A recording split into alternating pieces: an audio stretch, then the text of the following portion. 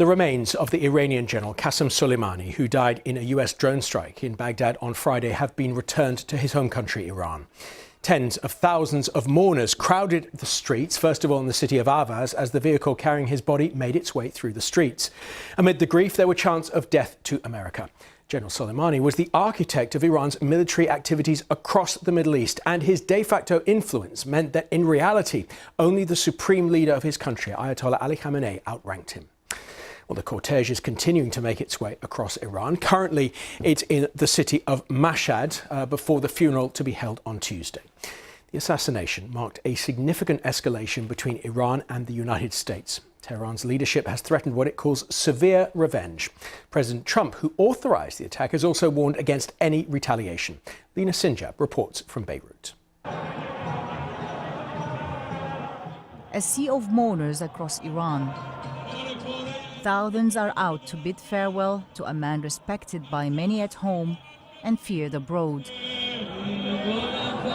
Major General Qasem Soleimani's body arrived in Iran early on Sunday morning. 3 days of mourning begins here in Ahvaz before moving to Tehran on Monday, and then the burial in his hometown in Kerman. This is a moment of mobilizing loyalty among Shia communities in the region. Iran vowed to take revenge for the loss of its top commander, a man who shaped the country's presence and influence in the region by force and blood.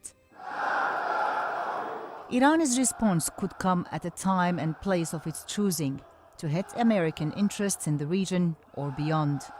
Some of its proxy militias in Iraq started reacting. 2 rockets hit American bases in the heavily fortified Green Zone in Baghdad, where anti-ISIS coalition is based. No casualties reported, but that's a sign of warning for the nearly 6,000 American troops in Iraq. Perhaps it's time to leave. Instead, the US is planning to bolster its defenses in the region, sending 3,000 more troops. President Donald Trump warned in a tweet of harsh reaction to any attack on Americans or US assets. He says the US has targeted 52 Iranian sites to strike if any escalation. The world is calling on self-restraint. But the loss is big for Tehran, and the consequences could be severe for the US and adds tensions to an already complex region. Lina Sinjab, BBC News, Beirut. The general's killing has had a wide effect across the region, which I'd like to look at in a little bit of detail now, because Iraq's parliament has just passed a resolution telling the government to end the presence of foreign troops in that country. The resolution itself is non-binding, but it asks the government to ensure that foreign troops do not use its land, air and waters for any reason. The resolution was passed in an extraordinary session of Parliament following the killing of General Qasem Soleimani. Lots to talk on this. I'm joined by Lise Doucette, our Chief International Affairs Correspondent, who's in Kabul, and Jane O'Brien in Washington. Lise, I'd like to start with you first. Let's start with that Iraqi Parliament vote calling on foreign forces to leave. How significant is that vote, and do you expect those forces to leave? Well, US forces are in Iraq at, quote, the invitation of the Iraqi government. So if the Iraqi government withdraws that invitation, then it will be clear, and they have many means now to make it clear if they are welcome, that they will have to leave. So it's a 328-member parliament. 170 turned up today and voted 170 to 0. To expel American troops from the country. Now, significantly, those who showed up are from the country's Shia majority. Most of the parties who are linked to any of the Sunni Muslim groups or to the Kurds in particular have a long history of successful cooperations with the United States. They didn't even show up. So it's a question, it is another reminder, if one was needed, about the deep and dangerous divisions inside Iraq itself. And the killing of Qasem Soleimani has only made that even more dangerous a rift. Right, things shifting around. Jane, I'd like to turn to you. America's got about 5,000 or so troops in Iraq at the moment. How will it see this vote in the Iraqi parliament? Well, it depends who you ask. I think not many Americans who support Donald Trump will be sorry to see American troops pulling out of Iraq. a lot of people in America question what they're doing there in the first place. But the broader issue is that America will lose its influence within Iraq and its ability to act as a counterbalance to Iranian ambitions within Iraq. It could also jeopardize its operations elsewhere, make it very difficult to provide any effective measures to counter ISIS, Islamic State, or Daesh, as the American military refer to them. And in fact, just moments ago, we had a statement from the Pentagon saying that it was now suspending all its operations against Islamic State, not because of the killing of Soleimani, but because of sustained rocket attacks from an Iranian proxy over the last 2 months and the killing of an American contractor. The military is now going to be focused on protecting Iraqi personnel and its bases within Iraq, it says. Right, that's an interesting statement from the Pentagon. I'd like you both just to stay there for the moment, because there's also been reaction to the killing of Qasem Soleimani from Lebanon, from one of Iran's main proxies. That's the Hezbollah party. The leader of Hezbollah, Hassan Nasrallah, had this to say. US military bases, US military ships, every US officer and soldier in our nation and our region.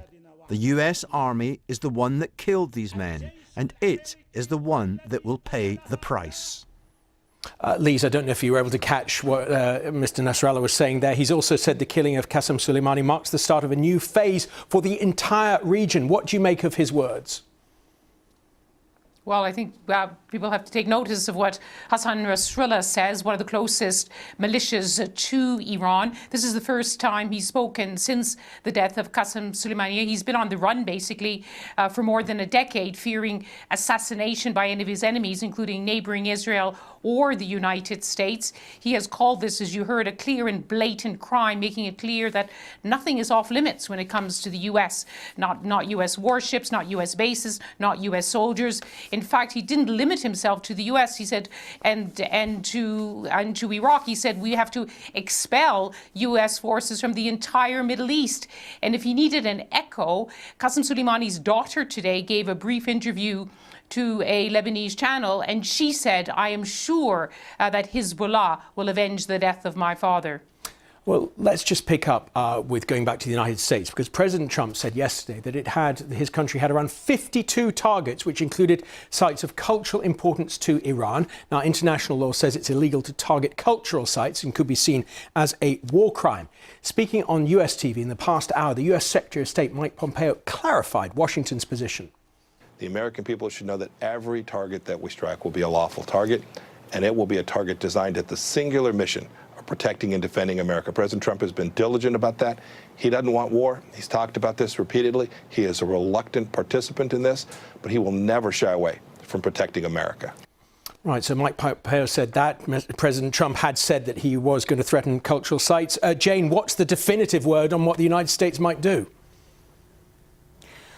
Well, I think it depends on what Iran's going to do. I think that's the way it's being framed here. The ball is in the Iranian court, and people are just waiting to see what will happen next.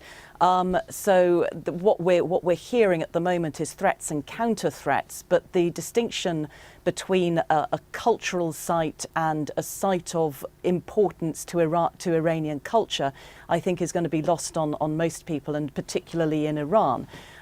So the wider issue is this very tense situation that people are very conscious of in America, whereby the war of words and the rhetoric, as is fairly common with this presidency, is not doing anything to reduce the tensions within the region or within America over the wisdom of this killing in the first place. Jane O'Brien in Washington and Lise Doucette in Kabul. Thank you so much to both of you.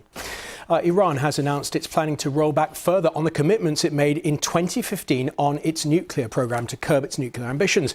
President Trump, of course, pulled out of the deal in 2018, and Iran has gradually been moving away from it since then. So let's take a look now at what one of America's key allies has to say. Britain is a signatory to that deal, and its Foreign Secretary, Dominic Raab, appeared on the BBC on Sunday morning. He called for a de-escalation of tensions whilst sympathising with the US position. We understand the action they took, but we also need to be very clearly focused on what happens next. We want to de-escalate the tensions. We want to see a route through this crisis. We do not want to see a major war in the Middle East. The only group or players that would benefit from that would be the terrorists and Daesh.